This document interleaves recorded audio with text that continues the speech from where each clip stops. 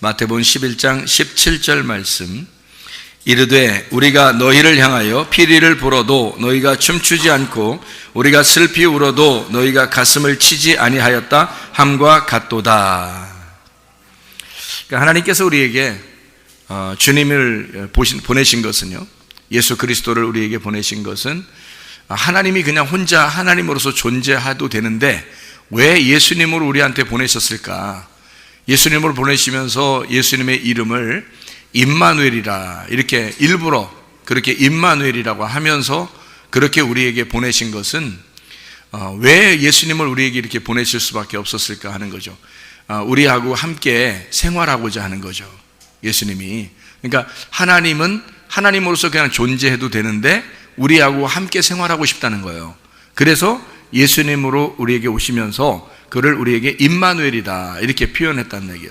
다시 말하면 하나님이 우리하고 뭐 하고 싶은 거냐면 같이 살고 싶다. 그 같이 살고 싶다는 얘기를 어떤 의미로 보냐면 슬퍼할 때는 같이 슬퍼하고 기뻐할 때는 같이 기뻐하겠다, 그런 말이거든요. 그러니까 공감하겠다는 말입니다.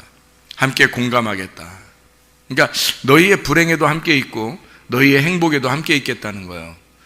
그러니까 주님을 인정하고 주님을 믿는다는 것은 로고스 말씀이 하나님의 말씀인데 그 말씀이 나에게 레마로 왔다. 나에게 레마로 온 사람들만 구원을 받는다. 그 이유가 뭐냐 이거예요. 그럼 그 말씀을 경험한 사람들만, 그 말씀을 체험한 사람들만 구원을 받는다는 얘기예요. 그러니까 말씀을 머리로 받는 사람들이 굉장히 많다는 거죠. 그러니까 말씀을 그냥 말씀 있는 그대로 머리로 받는 사람들이 상당히 많죠. 그런데 가슴으로 받는다는 것은 나에게 받는 그 경험, 체험이죠. 그러니까 그 말씀하고 나하고 하나가 되겠다. 그 말씀하고 나하고 공감하겠다는 얘기죠. 함께 그 말씀이 내 안에 들어와서 나하고 함께 공감하겠다는 겁니다. 그런 공감, 함께 그 레마로서 함께 하겠다는 거죠. 그게 바로 뭐냐면 슬퍼하는 자와 함께 슬퍼하고 기뻐하는 자와 함께 기뻐하겠다는 겁니다. 그런데 사람들은 반대하는 거예요. 반대로 뭐냐면 피리를 불어도 춤추지 않고 애곡하고 이렇게 울어도 가슴을 치지 않는다는 거예요. 한마디로 말하면 뭐 한다는, 반대로 논다는 얘기입니다. 예수님의 그 마음하고 반대라는 거예요. 그러니까 예수님은 어떤 마음을 가지고 있냐면 우리하고 똑같은 마음을 갖고 싶어 하는 거예요. 그래서 오신 거거든요. 하늘에서 이 땅에 내려오신 목적이 하나님이 우리하고 함께 있고 싶어서 내려온 거 아니에요. 그런데 반대한다는 거예요.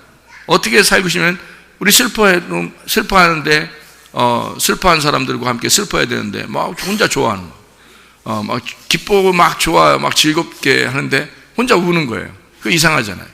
이게 잔치하는 자리에 가서는 잔치를 해야 되거든요.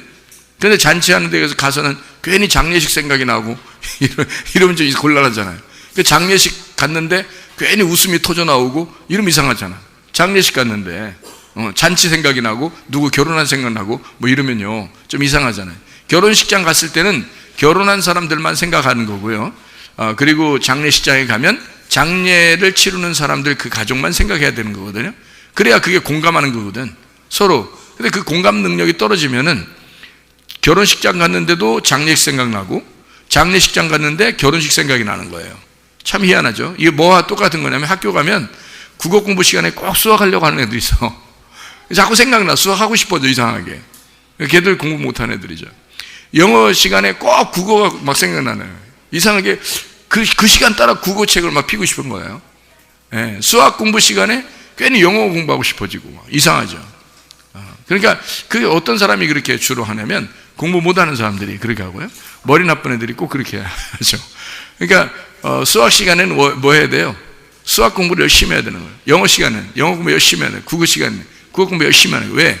그 선생님하고 학생하고 공감해야 되거든요. 서로 공감하는 거예요.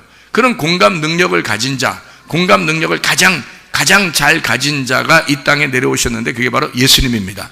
예수님은 우리하고 완전히 하나가 되려고 내려오신 분이에요. 그래서 우리의 슬픔과 함께 슬퍼하고 우리의 기쁨과 함께 기뻐하는 자, 그가 예수님이란 말이에요. 그럼 여러분 속에 예수님이 들어와 있다면 여러분은 그 예수와 함께 공감해야 된다는 거죠. 다시 말하면 말씀이신 예수님이 여러분 안에 들어왔으면 그 예수님과 함께 한 마음이 되어야 된다는 겁니다.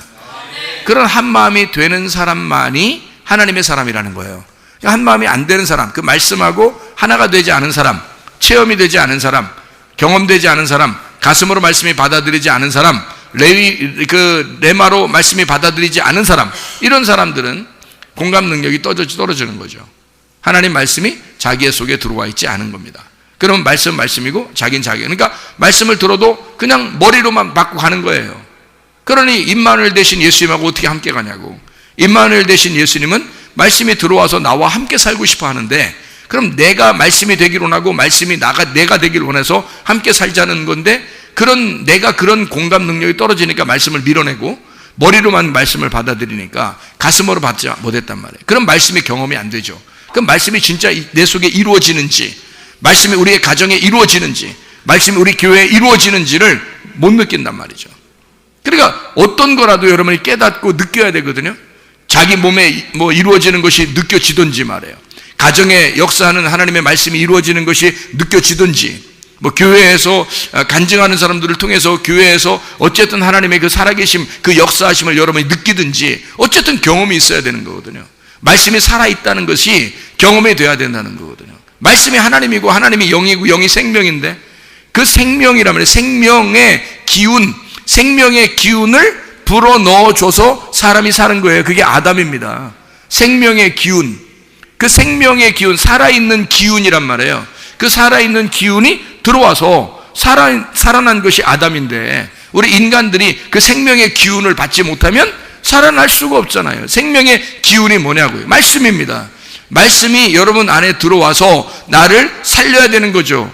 말씀이. 그러면 내 몸속에 반드시 경험이 돼야 되는 거고, 우리의 그 가정에 경험이 돼야 된다는 거예요. 실제로 우리가 그것을 말씀을 들을 때 그 말씀과 내가 하나가 되는 그 임마누엘 되신 그 하나님이 말씀으로 나와 함께 하신다라는 것을 경험할 때, 체험할 때 일이 이루어진단 말이에요.